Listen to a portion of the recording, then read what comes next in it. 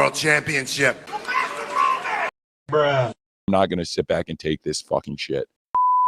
तो स्वागत है दोस्तों आप लोगों का रसली फोर चैनल पे। और आज की इस वीडियो में हम बात करेंगे AEW के बारे में, यानी कि ऑल एलीट रेसलिंग। और अभी रिसेंटली 13 नवंबर को इनका जो एपिसोड आया था, डायनामाइट का एपिसोड आया था, उसके बाद से तो कुछ ज्यादा ही कंट्रोवर्सी क्रिएट हो रही है, क्योंकि फैंस भाई AEW के ऊपर टर्न कर गए हैं। AEW की जिस तरीके से उनका शो हुआ ना ये 13 नवंबर वाला, इसमें कुछ ऐसी चीजें हुई थी जो कि लोगों को बिल्कुल भी पसंद नहीं आई है। और इसके बाद से तो सबके मन में आ रहा है, खासकर फैंस के मन में, और ऑनलाइन ये बात आ रही है कि AEW का अब अंत ना बहुत ही ज्यादा नजदीक है। तो वीडियो में आगे बढ़ने से पहले मैं आप लोगों को कहना चाहूंगा, अगर आप लोग इस चैनल पे नए आए हैं और आप लोगों को इस चैनल का कंटेंट पसंद आता है तो यार सब्सक्राइब जरूर कर देना और उस बेल आइकन को भी जरूर दबा देना, ताकि आप लोग चैनल पे अप टू डेट रहें। और ये वीडियो अच्छे लगे तो लाइक भी जरूर करना। और यार कुछ टाइम तक ना चैनल पे थोड़ा वीडियो का ऐसे पंगा रह सकता है, मतलब लेट वगैरह भी आ सकती है। और आपने भी देखा होगा अभी कई दिन बाद ये वीडियो आई है, तो मैं आप लोगों को पहले ये चीज बता रहा हूँ, थोड़ा ऐसी प्रॉब्लम वगैरह इसलिए, पर वीडियो तो भाई इस महीने जरूर आएगी, थोड़ा लेट जरूर हो सकती है। तो अब 13 नवंबर को जो AEW का शो हुआ था, इसके अंदर ऐसी चीजें हुई है ना जो कि AEW के फैंस खुद भाई AEW के ऊपर टर्न कर गए हैं। मतलब ऐसी बेकार चीजें हुई हैं। अब यहाँ पर भाई कितनी सारी चीजें हैं जिनको मैं गिनवाऊं, क्योंकि मैंने AEW के ऊपर पहले भी वीडियो बना रखे हैं 7 महीने पहले, यानी अप्रैल के टाइम पे। और मेरे को डेट अब तक याद है, 13 अप्रैल को मैंने चैनल के ऊपर वीडियो डाली थी AEW के ऊपर, और उसमें मैंने AEW के अंत के ऊपर बात करी थी कि कैसे इनका अंत ना बिल्कुल नजदीक है, क्योंकि उस टाइम पर CM पंक की जो कंट्रोवर्सी हुई थी उसको कैसे इन्होंने अपने लाइव टेलीविजन पे दिखा दिया था, जबकि CM पंक जो कि WWE के साथ वर्क कर रहे हैं। मेरा कहने का मतलब उस टाइम पर भी यही था कि जो हरकतें AEW कर रही है ना वो बिल्कुल भी बढ़िया नहीं है। और सबसे पहली चीज जो कि मैं कई सारे फैंस से यहाँ पर कहना चाहूंगा कि भाई मैं AEW की तरफ हेट नहीं फैला रहा हूँ, मैं भाई एक तरफा नहीं बोल रहा हूँ WWE की तरफ। मैं भाई अपने टाइम पे मैं TNA को भी देखता था, पहले मैं बचपन से TNA को भी देखता आ रहा हूँ, WWE भी। AEW को मैं इसलिए कह रहा हूँ क्योंकि AEW एक हरकतें ऐसी कर रही है आजकल रिसेंट टाइम में। और ऐसी बात नहीं है भाई, मैं AEW कुछ अच्छा करते तो उसके बारे में बहुत अच्छा बोलता हूँ, पर वैसे तो मैं चैनल के ऊपर ज्यादा WWE के बारे में वीडियो बनाता हूँ, तो पहले बता रहा हूँ। पर मैं AEW के बारे में कुछ भी ऐसा बुरा भला नहीं बोलता। आप लोगों ने भी देखा होगा चैनल पे बहुत ही कम ऐसी वीडियो आएगी जिसमें मैं AEW के बारे में कुछ ना कुछ बोल रहा हूँ। अभी जो ये रिसेंट वाला शो था, जैसे कि अभी मैंने बताया कि ये ऑनलाइन भी बहुत ज्यादा फैल रहा था। अब इसके अंदर कई सारी ऐसी चीजें हुई ना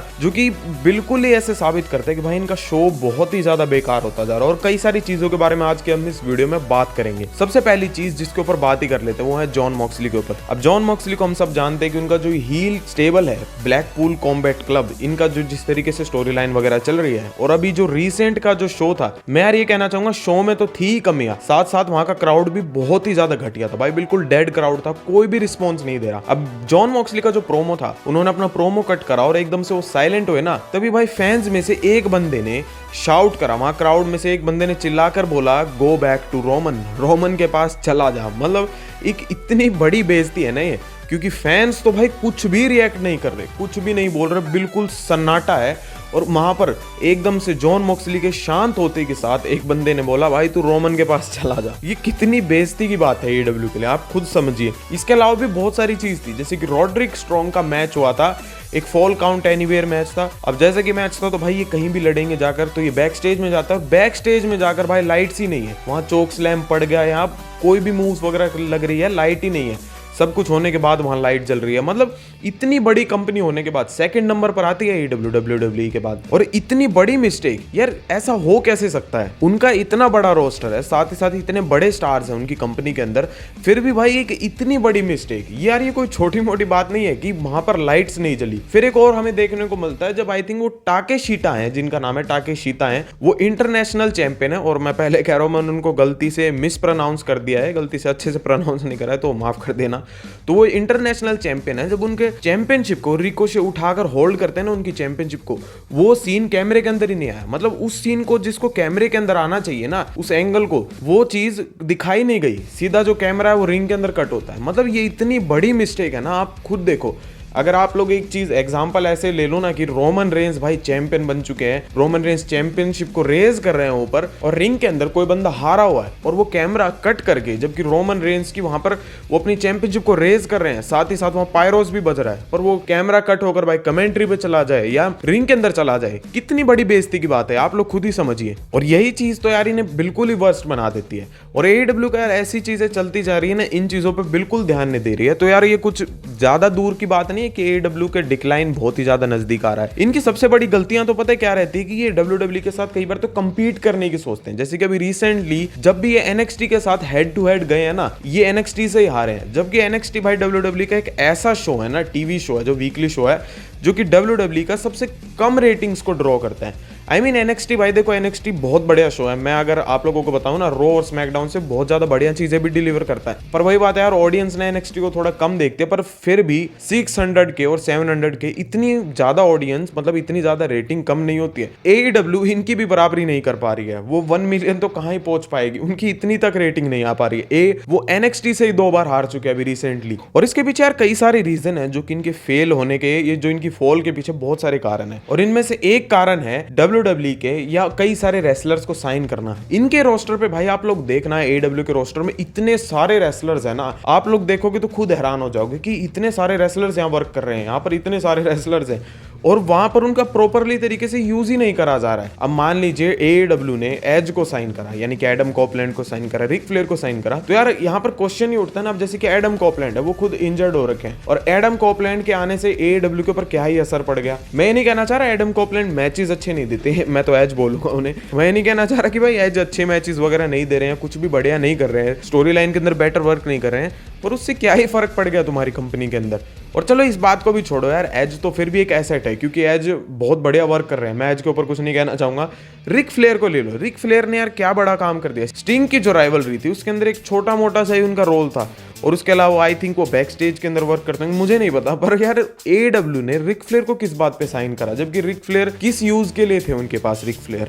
ऐसे उन्होंने कई सारे रेसलर्स को AEW के अंदर साइन कर रखा, और आप यार खुद हैरान हो जाओगे जब आप लोग देखोगे ना कि AEW के रोस्टर में इतने सारे रेसलर्स हैं, क्योंकि उनके शो के ऊपर भाई उन सभी रेसलर्स को वो यूज ही नहीं कर पाते। और साफ सीधी बात है, जब इतने सारे रेसलर्स और इतना सारा, मतलब इतना बड़ा रोस्टर हो जाएगा, तो इतने सारे रेसलर्स को आप यूज ही कैसे करोगे शो के ऊपर। और फिर एक और बात जो कि इनकी बहुत ही ज्यादा बेकार है, ये फैंस के ना बिल्कुल दिमाग में रहने की कोशिश नहीं करते हैं। ये फैंस के बस वो एक ट्रेंडिंग होती है ना आजकल, जैसे कि इंस्टाग्राम पे या कहीं पर भी जो भी चीज ट्रेंड हो जाती है, ये उस चीज को फॉलो कर रहे हैं। AEW के बारे में बात कर रहे हैं, AEW के बारे में आप लोग एक चीज देखो। अब जैसे कि डार्बी अलिन को कांच के ऊपर फेंक दिया, उसके सर में कील गाड़ दी, उसको ये कर दिया, ये चीज वायरल हो जाती है इंटरनेट पर। फैंस इनको कुछ टाइम तक याद करता है, ओहो भाई AEW ने क्या कर दिया, ऐसी चीजें याद रखते हैं। और दूसरी तरफ WWE, मैं ये नहीं कहना चाह रहा भाई WWE को मैं कौन सा हर बार अच्छा नहीं कहता हूं। मैंने कई सारी वीडियोस में WWE के बारे में गलत भी बोला है, गलत इन द सेंस वो जो चीज कुछ गलत कर रहे हैं और मिस्टेक कर रहे हैं उनके ऊपर मैंने फोकस करा है। अब AEW को ही देख लो, ऐसी कई सारी चीजें जो कि एक बार ट्रेंड में आती है पर उनको कोई भी याद नहीं रखता है। और WWE दूसरी तरफ ऐसी स्टोरी टेल करना चाह रही है, वहीं पर ही वो ऐसे बढ़िया मोमेंट्स को डालती है। और अब ट्रेंड की बात कर ही रहे हैं, तो जैसे कि एडम हैंगमैन पेज और साथ ही साथ स्वर्व स्ट्रिकलैंड की जो राइवलरी थी, अब देखो यार कई सारे जो AEW फैंस है उनको ये याद होगी, मेरे को भी ये याद है। पर एक चीज देखो, इनकी राइवलरी में से क्या किसी को एक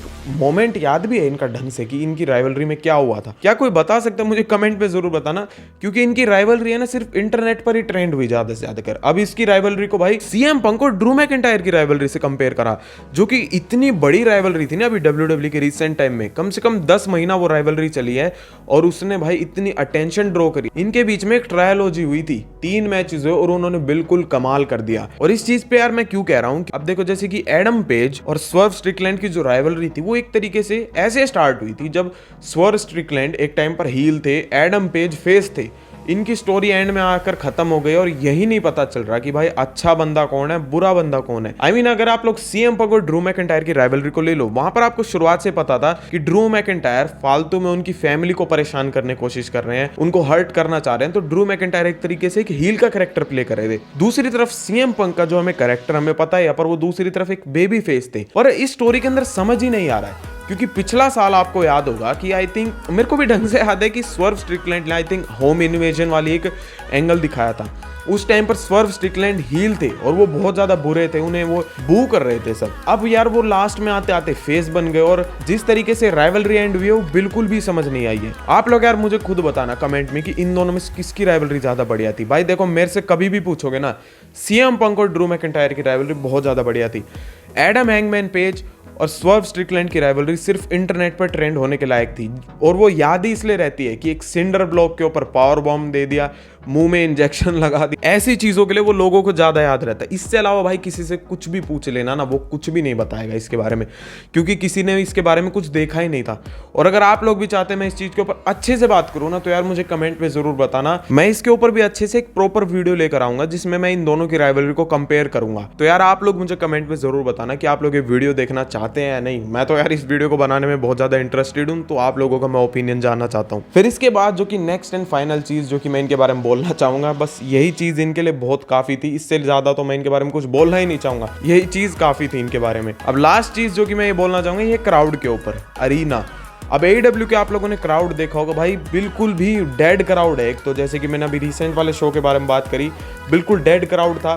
साथ ही साथ भाई इनके शोज में क्राउड ही नहीं आता, मतलब तुम्हारा शो खाली पड़ा है पूरा का पूरा, और अपने आप को तुम दूसरे शो से कंपेयर कर रहे हो। हाँ, वेम्बली के अंदर तुम्हारी बात अलग है, पर तुम्हारे वीकली शोज ही नहीं हो रहे हैं। अब देखो यार, जिस तरह की मैं TNA को भी कंपेयर करूँ ना, TNA का भाई एक टाइम था, TNA को एक पता था कि उनकी अरीना में के अंदर ना कितने बंदे आते हैं ज्यादा से ज्यादा कर। जैसे कि अगर आप लोग TNA के कुछ पुराने शोज भी देखोगे तो वो अपने इम्पैक्ट जोन के अंदर ही सारे के सारे शोज को करवाते थे। इसके पीछे सबसे बड़ा रीजन ये है कि TNA के अगर आप लोग कोई पहले के शोज भी देखोगे ना, 2007-5, ये मतलब कोई भी शोज देखोगे, उसके अंदर 1000 नहीं तो 900 लोग, नहीं तो 800 लोग, उन्हें पता है इतने आते हैं। तो एक अरीना है ना जो इम्पैक्ट जोन वाली, वो खुद अरीना ही इतने बंदों के लिए। तो अब आप लोग खुद ही मानो कि यार वो अरीना 10,000 लोगों की है, वहां पर सिर्फ 800 लोग भर रहे हैं, तो कितनी मतलब खाली खाली सी लगेगी, बिल्कुल बेकार सा लगेगा। और आई थिंक क्राउड का भी इतना शोर नहीं आ पाएगा, क्योंकि अरीना इतनी ज्यादा बड़ी हो गई और लोग कम है। तो खुद ही देखो ना यार कि TNA ने इस चीज़ में बहुत ज़्यादा स्मार्ट वर्क करा कि हाँ, हमें स्मॉल अरीनाज है ना उसमें वर्क करना चाहिए, क्योंकि क्राउड है ना वो छोटा आ रहा है। पर AEW की तो भाई बात अलग है, क्योंकि ये अपने आप को सबसे अलग दिखाना चाहते हैं। इसके कारण भाई ये बड़े शोज के अंदर, जो बड़ी अरीनाज होते हैं ना, उसके अंदर शोज को बुक करते हैं, वहां पर क्राउड आता नहीं है। और आप लोगों ने भी देखा होगा यार कि इतनी बड़ी अरीना होने के बाद जब कम इतने लोग आते तो एक वो शोर शराबा भी फील नहीं होता।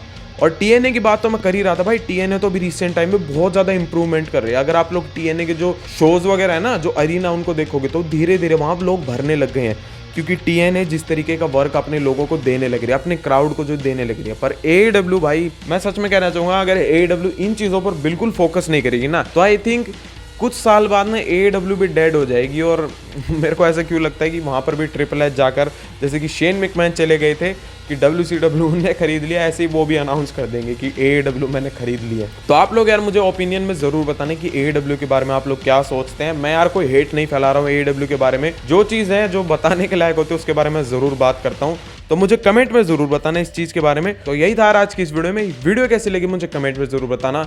ये वीडियो अच्छी लगे तो लाइक भी जरूर करना। और अगेन मैं आप लोगों से कहना चाहूँगा, चैनल पे नए आए हो तो भाई सब्सक्राइब जरूर कर देना और उस बेल आइकन को भी जरूर दबा देना, ताकि आप लोग चैनल पे अप टू डेट रहें। और इसी के साथ मिलते हैं आप लोगों से अगली वीडियो के साथ।